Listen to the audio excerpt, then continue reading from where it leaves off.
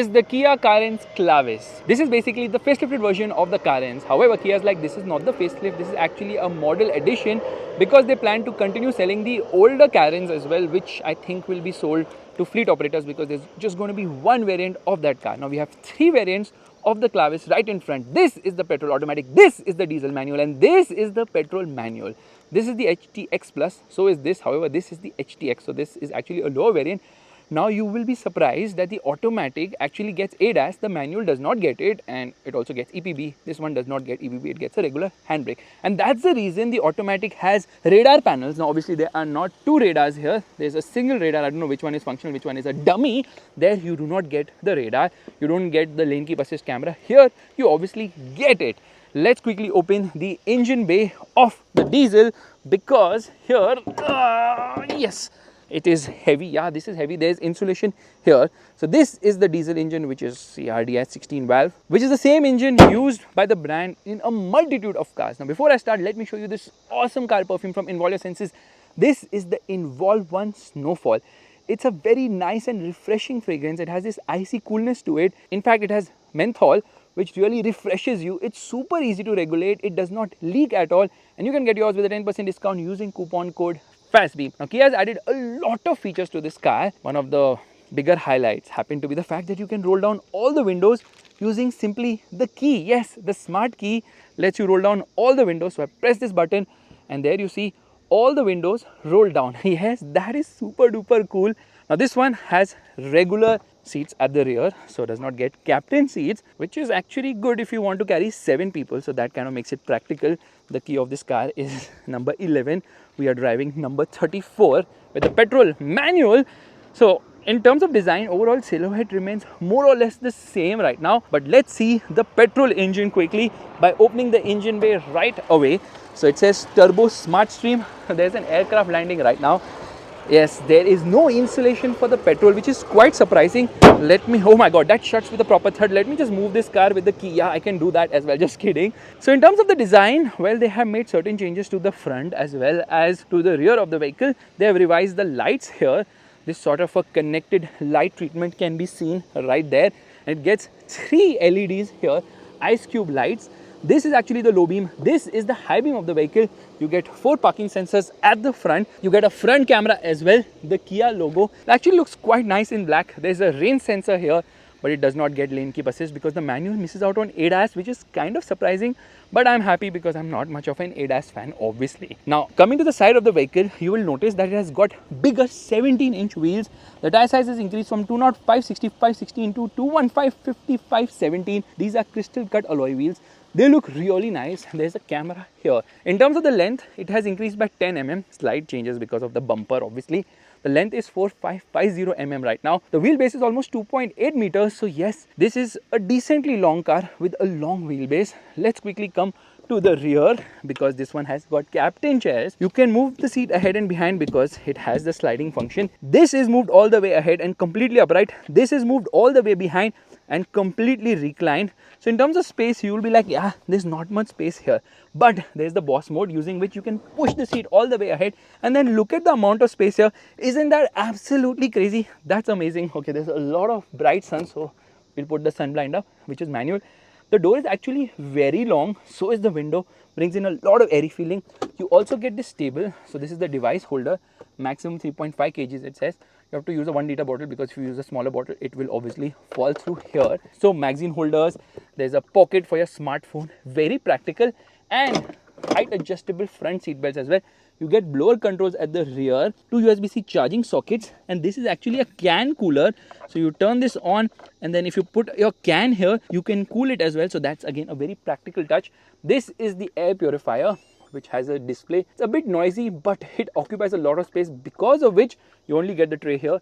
You do not get the tray right here, but you at least get the magazine holder. You do not get this smartphone pocket, because passenger sitting here does not really use a phone, or does he? Anyways, you don't have to get in from here. You get armrest for the second row. Seats are actually nice and comfortable, but under thigh support is not the best because of the recline angle. I feel super comfortable. Headroom is also good amount of space as well.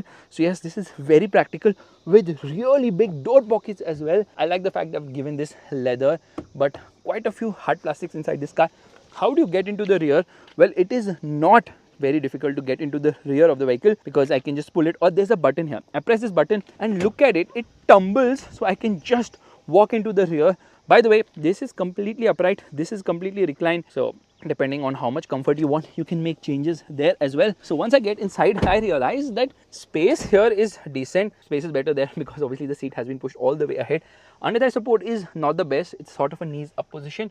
Headroom seems adequate enough. There's a light placement here on the top. You get AC vents as well, and you get AC vents here on the side, which have been moved from the center sort of a position. Okay, they were somewhere here because of the new panoramic sunroof. So they have made extensive changes just to give us a panoramic sunroof, because 28% buyers were opting for a model with a sunroof. Some storage space here, so there's a device holder, there's a cup holder, there's a USB-C charging socket. Same is the case there as well. I want to get out, I press a button. Come on, just let me get out. This is so cool. Okay, you can tumble this seat as well, but this can be done both electrically and manually. Here it only is manual, that's it. That's the only way to do it. Let's get out. So space in the third row is decent. It's not great, but it's not bad at all. Children will be happy, they will not really complain. Adults will obviously complain. You get ISOFIX child seat mounts as well. Seats are good, the squab is a bit short, so obviously under thigh support is not the best here. And let's shut the door, it shuts with a nice thud. At the rear, certain changes have been done. The connected tail light is a bit bigger and wider or thicker, so that's very much more apparent. Slight revisions here as well. Carens Clavis has been written here. You get 4 parking sensors at the rear. That is actually the reverse light of the vehicle, and there is a reverse parking camera here. The exhaust is hidden right below, and that is the spare wheel of the vehicle, which is placed right down there. Now I can't see it, it's super bright, so you tell me if it is a smaller sized wheel and is it an alloy or a steel. Obviously we all know it's Kia and Hyundai usually opt for steel wheel with a smaller size tire. The indicator is functioning at the moment, no dynamic swipe indicator. It says TGDI here, however for the automatic it says 7 DCT right there. You get a rear wiper washer, high mounted stop lamp, a shark fin antenna, and these are not functional. This roof rail is not functional because it says caution, do not load, so this is only for show.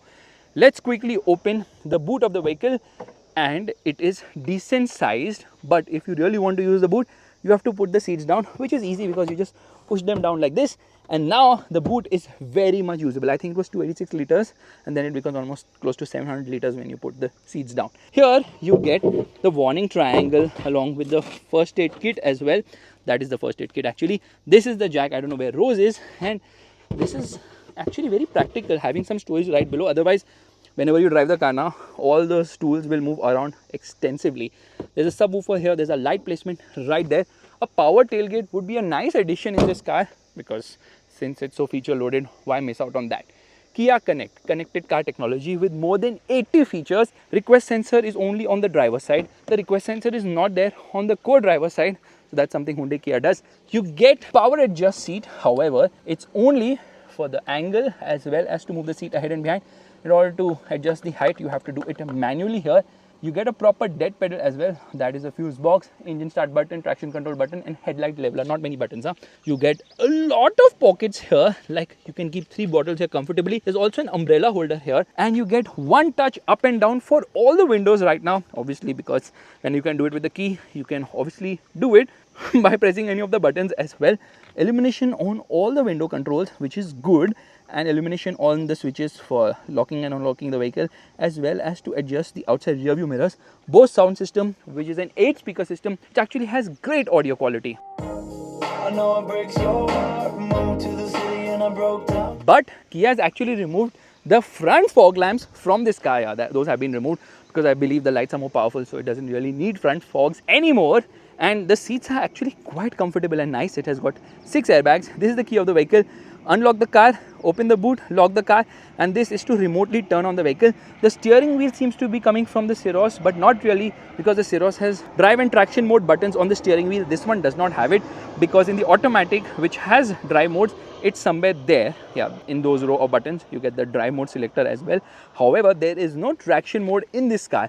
Now, what they have done is also remove the cup holders, which was somewhere here. You press that and the cup holders come out.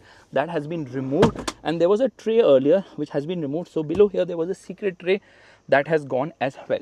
Now, since we are not getting ADAS, we get a dash cam, dual camera dash cam system, which is quite nice. The glove box is decent sized but quite a lot of hard plastics. This new material actually looks quite nice. I like the way it has been done. It looks quite cool. Meanwhile, this new panel which seems to come from the Verna is just amazing. So air conditioning controls here. If I press this button, I come into the infotainment controls, so I can just swap it with a touch of a button, which is just amazing. So this screen seems to be coming from the Carnival. However, there's some empty area in the center, because of which this is around 26.5 inch. Otherwise, the size of individual screen is 12.25, which is say 12.3 inches, which adds up to say 24.6 inches. But because of this empty panel, wherein there are climate control functions in the Cirrus, but here that's not the case, because this one is running the old architecture for the infotainment system. Thus Apple CarPlay and Android Auto are not wireless, they are wired here. You get navigation, which is actually quite good. The quality of the screen is still amazing, but yes, Apple CarPlay and Android Auto is something you really need to be wireless. That's not the case here. Slick to use, you get plenty of features like quiet mode, valet mode, navigation, Kia Connect, voice memo. Yeah, it's very slick to operate, which brings me to the settings, because it has got 64 colors for the ambient lighting. The ambient lighting is actually quite bright. Driver assistance doesn't have much here, but let's come to the lights and come to the, oh god, there is a lot of buttons you need to press to come into the ambient lighting function, and I've come into the wrong menu. We come into color, and there are some preset ones, so I can just change it. It's obviously very bright right now, so you can't really see much, but yeah, this is actually very easy to use and get the preferred color which you obviously like. Let's come into settings again. There are so many things you can alter here. In fact, you can change the layout as well. However, if you are having an automatic, you have drive modes, and you can pair them to the drive modes, and then the cluster mode changes depending on the drive mode. In fact, when you turn on and off the vehicle, it shows this nice Kia animation as well. There's a speaker here. This is auto dimming, Kia Connect buttons. There's a sunglass holder here. Meanwhile, light controls here on the top. You get a mirror. You do not get a mirror, you only get a strap here. There is no handle to hold on to here, but there is a handle to hold on to, which is nicely damped as well. Let me keep this awesome car perfume from Involve Your Senses right here. You know what, this is actually cool. Yes, this is cool. So you can turn it on to cool your drinks as well, and there's a lot of space here as well for keeping stuff, so that is spacious. And here you have this tray, you can keep stuff here as well. There's a wireless charging pad right here, two USB charging sockets. One is a USB-C, one is a USB-A, and there's a 12 volt as well. This is for the downhill brake control. Meanwhile, this is for the seat ventilation, so you get front seat ventilation here. This is for the parking sensors, front and rear parking sensors, and this is for the 360-degree parking camera, which has this zoom view as well. So it has got adaptive guidelines, and then you can change the camera views like this by pressing a button. There's a top view, there's a side view as well. However, it gets this 360-degree parking camera, which is very slick. However, it's not showing me the panoramic sunroof here, which is kind of surprising. So I'm just going to open the panoramic sunroof from here. There's just one switch, and depending on how soft and hard you operate it, it will open the glass or not. So yes, it brings in a lot of airiness inside the cabin. There it opens. Yeah, that's opened quite a lot. Let's shut this. It's super duper hot right now. By the way, Clavis actually means golden key in Latin. It's actually very fast. This blind moves really very quick. It's not slow. Now this steering wheel has Kia written on the right side, so it's not centered here. You've got a lot of buttons on the steering wheel. For starters, it's adjustable both for reach as well as rake. And you get automatic headlights, you get automatic wipers as well. And the horn is decent. These are buttons for the cruise control system, because it has got adaptive cruise control in the model which has got ADAS, which is obviously the automatic, not the manual. You can browse through a lot of stuff. There's a compass, there's also a tire pressure monitoring system here. Meanwhile, these are the controls for the audio system. It's very easy to use. The screen is also very high resolution, gives you a lot of information as well. Being a manual, it does not get electric parking brake and auto hold function. Instead, you get a manual handbrake. It also has puddle lamps with logo projection. So that's another very cool and premium feature. Let's come into climate from here.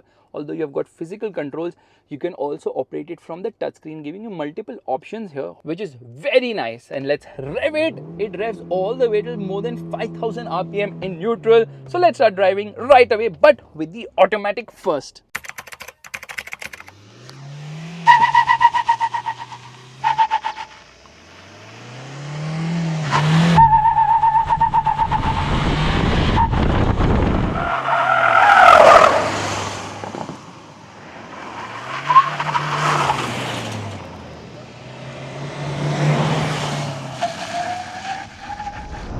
Alright, we're going to start by driving the petrol automatic, air conditioning off. we straight away come into sport drive mode. We keep this button pressed to turn off traction control as well as stability control. Straight away I come into drive. Left foot on the brake, right foot on the accelerator, hazard lights off, and off we go. Rev still around 1600 RPM. And it's upshifting at around 5200, 300 RPM. So yeah, the red line isn't that high here, which is disappointing, and it started raining all of a sudden. Hopefully that should not affect the timing. 0 to 100 kilometers per hour in 11.58 seconds, which isn't bad because this DCT gearbox isn't the, oh my god, there's a monkey crossing the road right now. Anyway, so this DCT gearbox isn't very fast. It's a bit snappy at lower speeds. It does shift very fast at higher speeds, but it does not let you launch the car, and I think the car is losing at least a second when you're trying to launch it, and that's something which is an issue with almost every DCT or dual clutch automatic gearbox, because it does not let you launch the car just to prevent the clutch from burning. So this is something which has been dialed in. This car needs launch control because this engine is very potent. You obviously have got paddle shifters as well to shift your own gears. 7-speed, smooth, but red lines not at what it is marked here at 6,500 RPM. Instead, it red lines under 6,000 RPM. So not a high revving engine.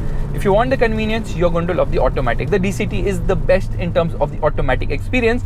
However, if you want to really enjoy driving, you need the manual, and now this car is available with a manual as well with the petrol engine, which is something that is just amazing. So let's quickly jump into that, and the manual is just so much better. It's insanely awesome because you get the feel, and that's the reason we're going to stop to test the 0 to 100 km per hour acceleration of this car. Into first gear, let's turn off the traction control. Let's keep it pressed to turn off stability control as well, and there it is turned off completely.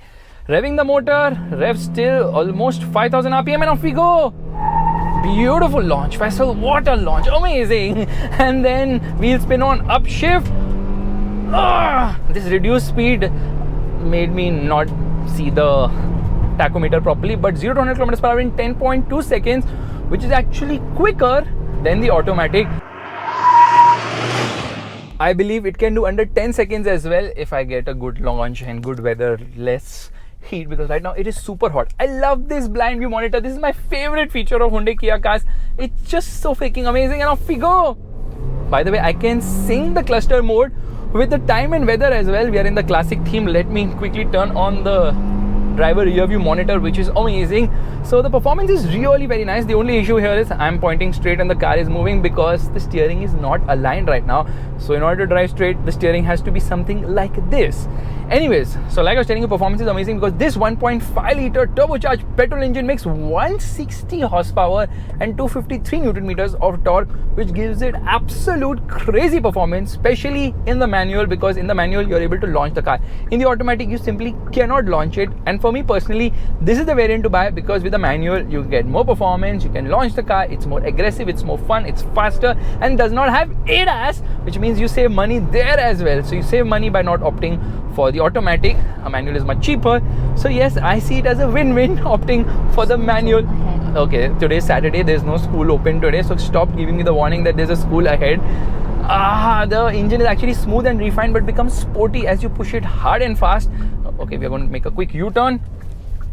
The steering is not the best as such. It is light, it centers, it weighs up at high speed, but it's not very feelsome. I think the heft has been reduced to make the car easier to drive, and it is very easy to drive. You don't feel the size of this vehicle at all. It's a very smooth car, punchy performance. Ride is also quite nice, in spite of the fact they have updated to 17-inch wheels, bigger wheels, low profile tires, yet the ride hasn't gone for a toss. So good ride. Obviously it crashes through really bad bumps, but overall ride quality is good. High speed stability is also awesome. Handling is not the best because the steering is not the best, and then obviously there is body roll because of the height as well as the weight of the vehicle. But mostly everything seems positive in terms of the drive experience, because someone who's going to put 7 people in the car is not really going to care about what speed he carried through that corner which is coming ahead. That said, because the petrol engine has so much punch, even with 7 on board with their luggage, you will not face an issue in terms of the performance, because this engine is really very potent. Okay, we downshift and look at it go. So it has good amount of grunt, lower down, turbo lag is well contained, mid-range is nice, it has a top end as well. This engine is an all-rounder of sorts. It really punches hard and fast. Obviously in cars like the Verna and lighter cars, this engine feels really sprightly, but somehow here it doesn't feel bad at all, because obviously the weight is there now. Yeah, there is a lot of weight with all those 6 or 7 seats depending on the variant you opt for. But in terms of efficiency, don't expect great numbers here, because the turbo petrol engine is obviously going to drink some amount of fuel to give you that performance. That said, this engine is available with 3 gearbox options. So this 6-speed manual has been added now. It was available at the time of launch and then discontinued launch of the Carens back in 2021 or 2022, wherever, somewhere around that. Now they have brought it back because they are like, there's demand for it. People want the real feel of the manual. I don't know who wants to drive a people mover with a manual gearbox. You obviously have the 6-speed IMT, which I will not recommend because it is a confused box. You get confused, not the gearbox. The gearbox knows what it's doing, because you have to shift gears, but you don't have to apply the clutch, thereby making you feel you're driving an automatic, and then you end up not shifting gears, because of which obviously the car ends up drinking a lot more fuel, and that is avoidable. If you want an automatic, just get the 7-speed DCT period with paddle shifters, with all those things. It just is so much better. But here, trust me, the performance with the manual is breathtaking, to say the least. I didn't do a crazy wheel spin yet because I was like, there's no need to do that. It will rob away time when we do the acceleration test. But now, since we have got the timing, let's do an aggressive launch and let me show you how it performs in tires screeching, wheels spinning, absolutely crazy. Okay, now it's the time to launch the car. Let me reset this and check this out. Okay, check this out. Ready? No soft limiter. Engine is so soothing to hear, and off we go. Wheel spin on upshift as well. It does a lot of wheel spins. It's absolutely crazy, the kind of performance. And then I fumbled. I was not able to get into the 3rd gear very smoothly. Gearbox is smooth. Yeah, that was my problem actually. So let's do it once again. I'm just making excuses to launch this car because I love it. Oh my goodness! It moved my soul with the kind of movement due to the amount of grunt going through the front wheels, and we are into 3rd gear right now. Come on, 0 to 100 kilometers per hour in 10.99 seconds. Yeah, I have slowed down a bit. So it's amazing. The performance is really breathtaking here. I have a massive smile on my face because this car feels fast, and how it should do at top speed of around 180 kilometers per hour. Not that I would recommend you go that fast with so many people on board and the kind of body roll this car has to offer. But does it make sense to opt for something less powerful like the 1.5 litre NA petrol engine? Absolutely not. That engine gets the job done. If you really don't care about performance, or if you're chauffeur driven, you want something at a lower cost, that 1.5 litre NA engine is just fine. Only comes with a manual gearbox option, but it is actually the diesel, and the diesel is just so much punchy because of the torque. A diesel is always a diesel. And then it kind of washes out at the front. Okay, it's time to launch it to see how far it goes, how fast it goes from 0 to 100 kilometers per hour. Let's firstly turn off the traction control, keep this button pressed, and now it is completely off. I think I need to go a bit back because a diesel might not be as fast to be able to reach 100 kilometers per hour by the end of this road. So a bit of a precautionary measure of going into reverse just to figure out if we are able to manage, which actually makes me give you an interesting fact about diesel. 42% people are actually opting for diesel, so 52% are opting for petrol, which is a big market. That's the reason you have to have a diesel. VW Group, are you listening? And 32% people actually opt for automatic or IMT. Anyways, revving the motor, rev still, 5,200 RPM. There's a plane landing and off we go. Oh, wheel spin. No, this was not a good launch. Actually, this is not a good place to launch because unfortunately, this road is having a lot of these pebbles and small stones, which will obviously rob away the traction from the car to be able to accelerate hard and fast from 0 to 100 kilometers per hour. And that's the reason we are going to do it on this particular road, which is slightly better but has a few people here. Let's go onto the main road now. So the diesel is a 1.5 litre unit. All the engines are 1.5 litre only, and it makes the exact same power as the NA petrol, 116 horsepower. But where the NA petrol makes 144 Newton meters of torque, this one makes 250 Newton meters of torque, and it feels really nice to drive. Top end is not there here. The mid range is really fantastic. Low end grunt is decent. Turbo lag is well contained, and yeah, a little bit of ABS pulsating. Let's take a quick U-turn. So turning radius is not the smallest here, so yeah, you do need to put in some effort to make turns, but the steering is so freaking light, which is kind of nice. And now we are going to test the acceleration of this car on a road which is straight, but this is again not a straight road, which is kind of unfortunate, which actually makes me want to do the brake test only. Why complicate stuff? Hazard lights on, and we reach 100 kilometers per hour, and now we do the brake test.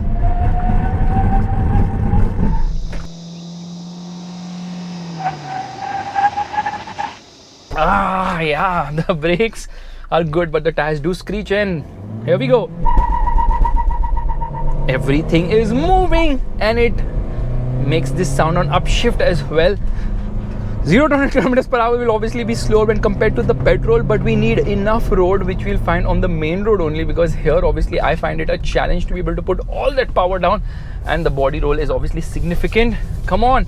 Yeah, it takes a bit of time for the turbo to spool in, and once it does that, it pushes you hard and fast. But this diesel is not as sprightly or fun as the petrol, because the petrol with much more power, and that's dramatically more power, 45 horsepower more, is not a small amount.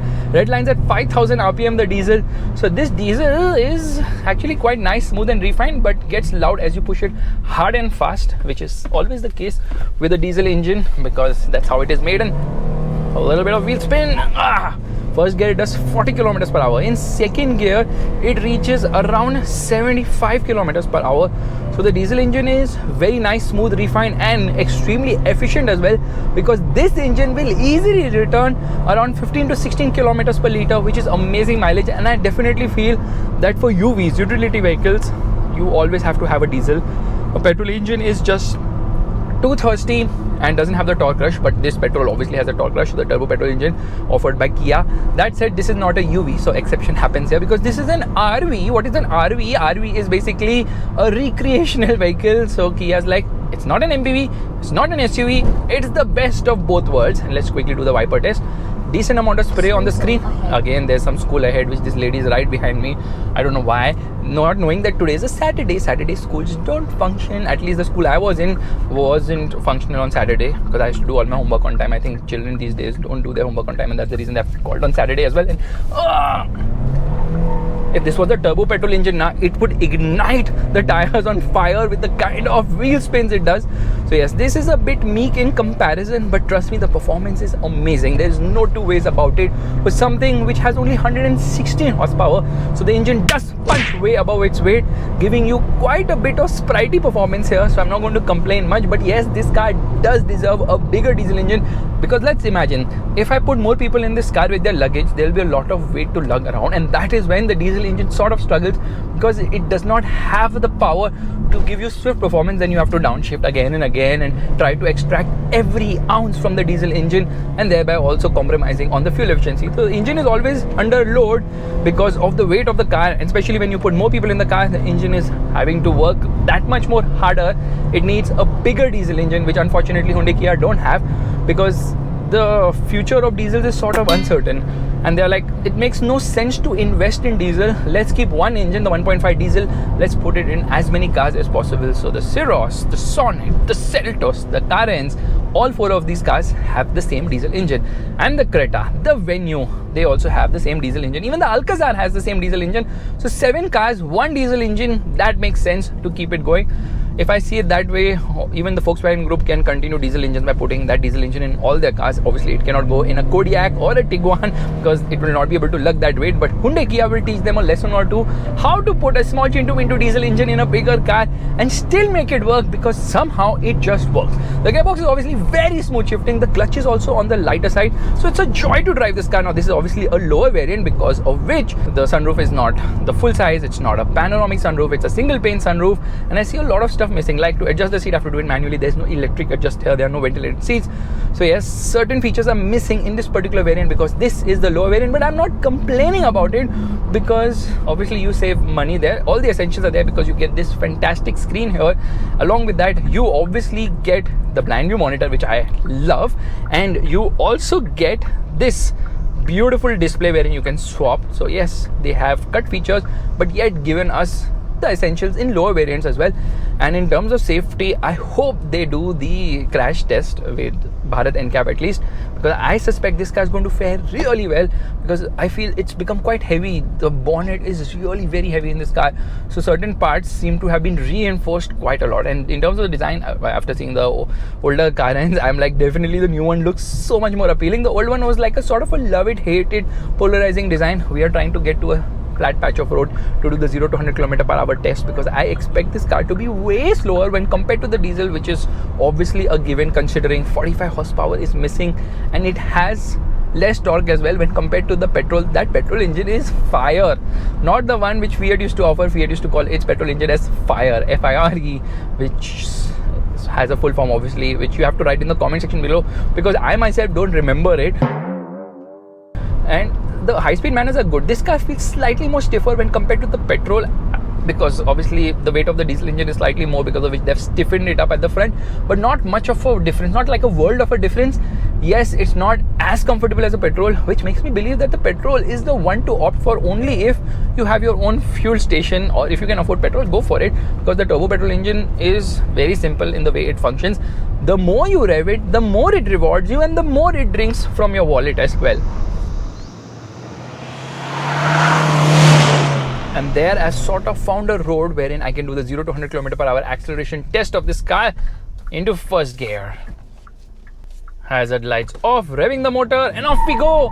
Wheel spin, come on. Oh my god, that was quick. I mean, the upshift was quick. Obama meme being the right thing to put here right now. And come on into third gear. We have to cross 100 km/h. Come on, come on, come on, come on, come on, come on, come on. There, 13.75 seconds. That is not slow, that's not fast either. The petrol is so much more faster. Obviously, there is no replacement for power at the end of the day. However, you can revamp this engine and put it under a lot more stress to extract a lot more power, I believe, but that's not something which you need to do.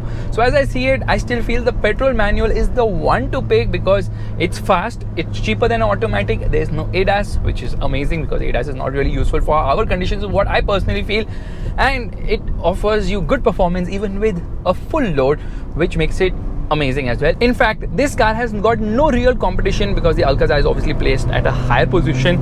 Meanwhile, the Ertiga and XL6 is placed at a lower position. In fact, it makes me believe that the Clavis is to Kia what the XL6 is to Maruti, because the older Carens is still going to be on sale, which is obviously the Ertiga. The pricing of the older car is 12.6 to 23.2 lakhs on road Mumbai. The 23.2 lakh version is obviously the X line, which should also come in this car later, because they had a lot of limited edition variants like the Gravity and whatnot. Very nice car, very practical, very feature loaded. Quality is also sort of improved. There are a lot of hard plastics, like which is always the case in such kind of cars, budget cars. I'm calling this a budget car even though it costs almost 25 lakh rupees. Pinch me. If you like this video, make sure to give it a thumbs up. That's a like button, and also subscribe to the channel. I will see you guys in the next video real soon. 5200 RPM, 100 RPM actually. And don't forget to check out this awesome car perfume from Involve Your Senses. This is the Involve 1 Snowfall. It's really nice, very refreshing. I love the fragrance. Bye bye.